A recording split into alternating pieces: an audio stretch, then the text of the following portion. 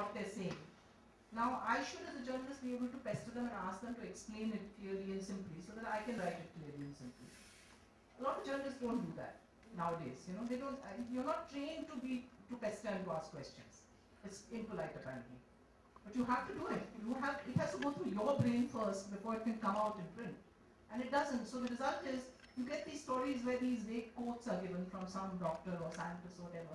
And it's clear from the story that the journalist actually has not understood what the issue is. The other thing is that even in those quotes there's mistakes because you don't call back the person and say, you know, this is what I understood from what you said. Is this the correct way of putting it? It's a very simple thing to do. You can just do that. It doesn't take any time. But at least then what you're reporting is accurate. But now when you analyze reporting, you find this doesn't take place. So I really think it's part of the slipping standards in journalism. Of course, ideally there should be like a group of people who have science backgrounds, who have an understanding of environment, who should be specialist reporters given these assignments. But as I said, I think every journalist has to learn to, you know, be thrown into anything, and it is part of your journalistic craft and training to put your head around even a complex issue and try and understand it as best as you can. And if you can't, just ask, just double check, and just ensure that it's accurate. And if you haven't got it accurate, there's a whole row of people who are supposed to do that in a newspaper. After you report, there's still the desk who should raise questions. There is still the news editor who should raise questions. There is still somebody who passes the page who can check. You know, there's so many checks along the way. But I think it's the tragedy of our media here in India that many of these checks are there in fact, but they don't actually work the way they should in enhancing the quality of our reportage on a whole range of issues. Apart from that, it becomes very crucial in certain issues. I think health is one issue in which it becomes really crucial because it creates huge panic when reporters do not report accurately what is being told to them and do not make the effort to understand it and report it accurately, and it passes through all these checks without, you know, being stopped at some stage. And there are many other issues like that one can talk about. You know, there's an article in the latest Columbia Journalism Review by the person who was the fact checker with the New Yorker, and you read it and it's like it's from another planet, you know.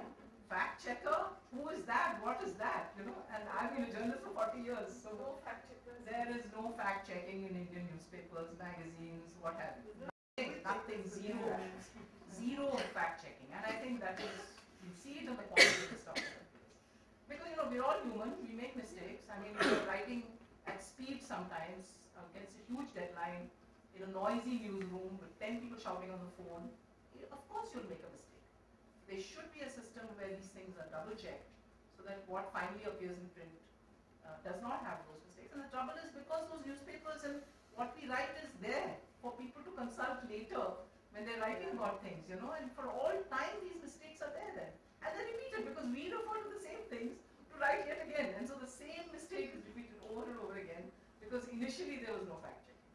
Which we found in 7,000. We found when we were doing, Amor and I did this book on Who's News, media and women's issues. We found that this one fact was given about 7,999 out of 8,000 abortions that had taken place in a particular hospital in Bombay. 7,999 were female fetuses. So where did this fact come from?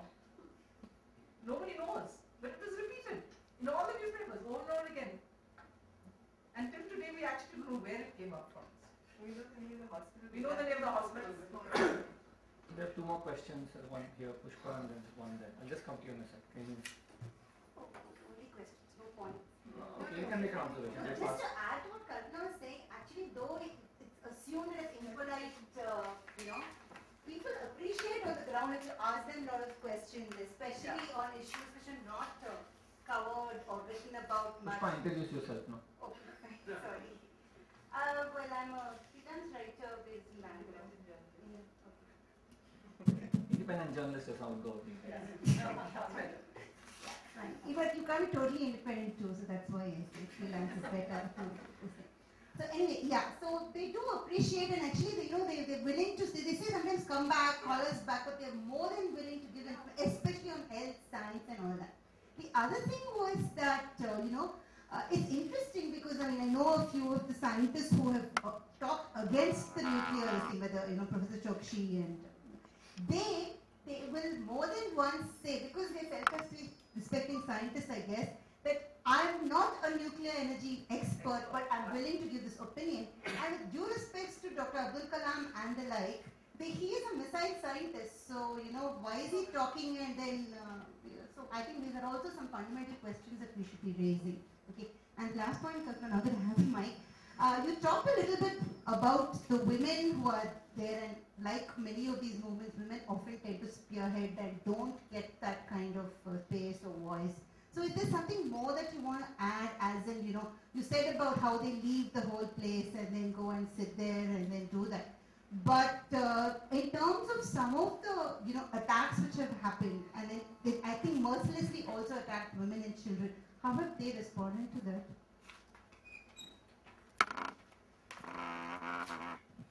In fact, my visit there showed me that Kudankulam was really also a women's story. And I think that again has not come out enough in the reporting. There are those pictures of the women, but the story of why these women are the ones who feel so motivated and so convinced to do this, I don't think has come out enough. And also the fact that in September when the Lathi charge took place, the molestation and the kind of beatings that the women got, in our fact-finding, we brought up the story of this paraplegic disabled woman who was dragged and molested by one of the, she couldn't figure out who he was. She said he wore a blue uniform, which means he must have been RAF, and she had to literally beg him. And the kind of language that the police used against these women, basically they were saying, if you're prepared to go with Uday Kumar, meaning sleep with him, why can't you do it with me?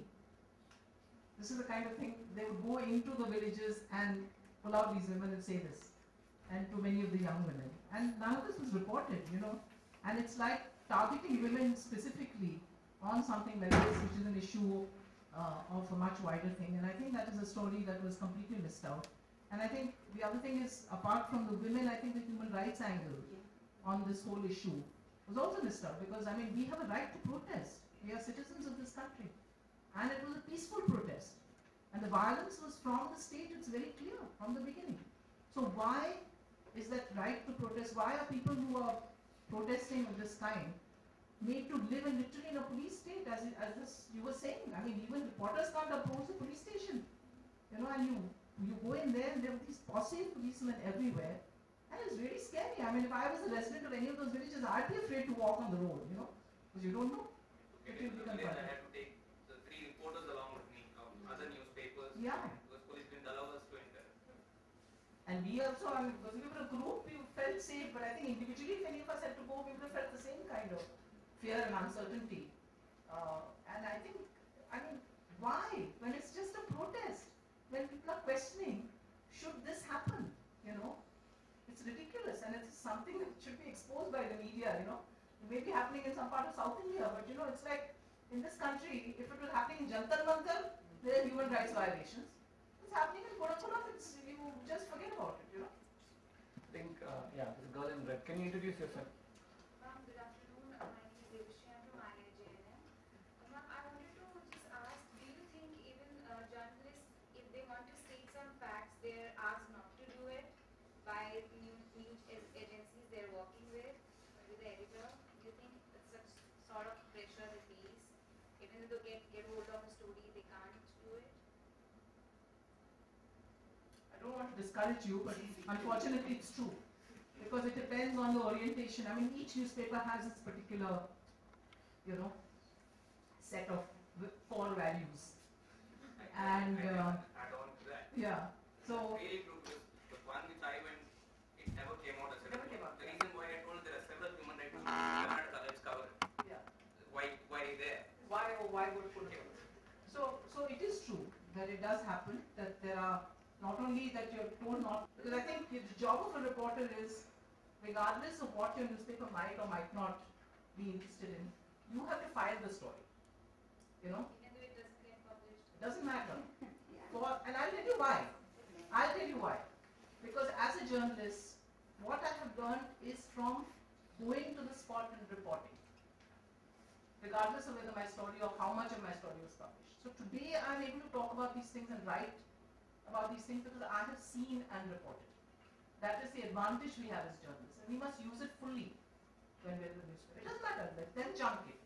But on my part, I have talked to those women, I have talked to men, I have talked to children, I have seen what is happening. It gives me, it's my personal bank of knowledge that I'm building up, you know, which there will be a point where you'll be able to use it. So never neglect the opportunity just because you feel that it may not be used. You know, journalists have such an advantage that we must use it fully to understand for ourselves what the issues are, apart from what we're writing and how we're writing. That is a very big advantage. We have to understand our own country, what are the issues, what are people thinking, what are they saying. They speak to us. And it's a great trust, you know, that any random person, one of us goes and says, I'm a journalist, and you find people talking to you. Yeah. You know, so it's a huge trust we are carrying. So let's use it to, you know, enhance our own understanding, especially when you're beginning in the profession. And actually forever. I mean, I really believe you should remain forever a reporter. You know, I think really as journalists, you have to be reporters forever. And it's a great opportunity we have of understanding. It doesn't mean we have greater understanding than other people. But I do believe that because we can get to the spot and talk to people, it gives us an insight. Sometimes is not there when there is not that kind of direct exposure. Basically, Kalpana is saying, don't be an editor.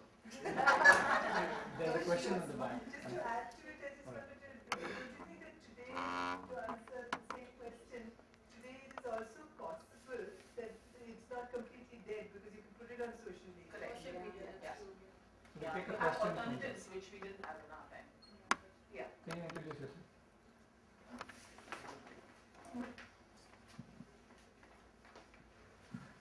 I'm Narayanan. Basically I'm going to offer some comments and perhaps some of them will be some questions, and I'll try to keep it short. I'm encouraged to raise this because of essentially Mr. Chandran's last slide. There is a space for alternate views. I didn't hear anything so far, so I thought I would be the alternate view.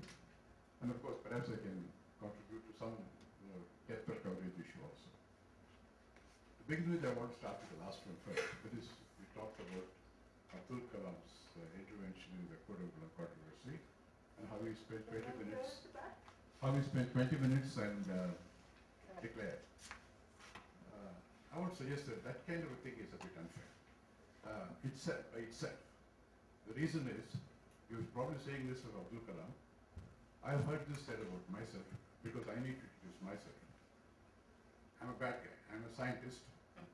Worse still, I'm a government scientist. And worst of all, I work for the Defense Research and Development. We did some work on the nuclear weapon. Right? Now, so I want to ask you, forget about this Kodamkulam pollution for a moment. How many of us were really cheering on when India explicitly became a nuclear power in 1998? Are we the same people who are saying that we don't want nuclear power, but we want nuclear power? Huh? Is that the issue? I want to ask you also, how many of us actually are worried about a much greater safety hazard which is coming from stockpiling nuclear weapons? Do you know we have nuclear weapons stockpiled not very far from Bangalore? Yeah. What is the issue? How does the safety and security play out there? Is it much worse or much less, better than the nuclear power being generated, and maybe there may be safety issue? So, to begin with, I want to tell you, I'm not an altogether an alternate voice. If I declare my bottom line, I think the suspense will be taken away. So I don't want to tell you where exactly I stand with respect to Kodamkulam yet. But I want to tell you, but these are actually the issues. Now, simply by raising a titter, by having a jibe at Abdul Kalam, is not going to help us. Because the Abdul Kalam's, yes, sure, he's a missile scientist. Why do you call him missile scientist? In fact, earlier on, he was only making composite materials. So why don't you call him that in his 20s he was making composite materials? What does he know about? He made composite materials and he made missiles, he made